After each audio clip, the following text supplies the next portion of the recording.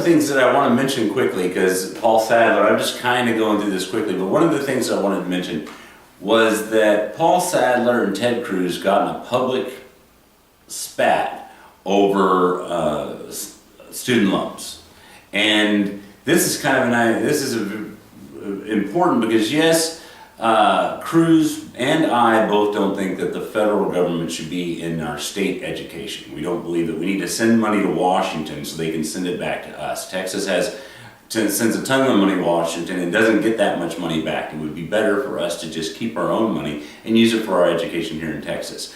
Sadler thinks the Department of Education should exist taking money but not giving us all the money back, which doesn't make any sense whatsoever. It's a ridiculous idea. Texas can handle their education, and we don't need Paul Sadler taking our money up in Washington and trying to figure out what he's going to do with it. However, when Paul Sadler and Ted Cruz got in this debate, the idea of student loans came on, and this is kind of a hot button topic with a lot of people. But let me just tell you straightforward, government is not a bank.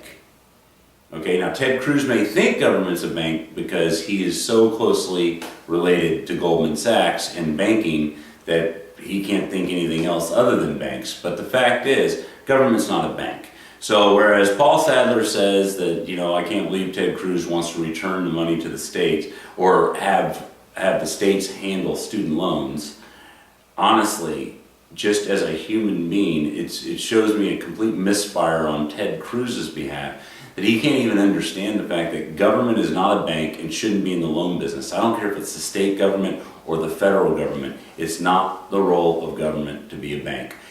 Government being involved in student loans does nothing more than increase the price of the college tuition in the first place. And it puts people in debt for the rest of their lives. Now, being that Ted Cruz is so tied to the banks, I guess that's not something he's worried about.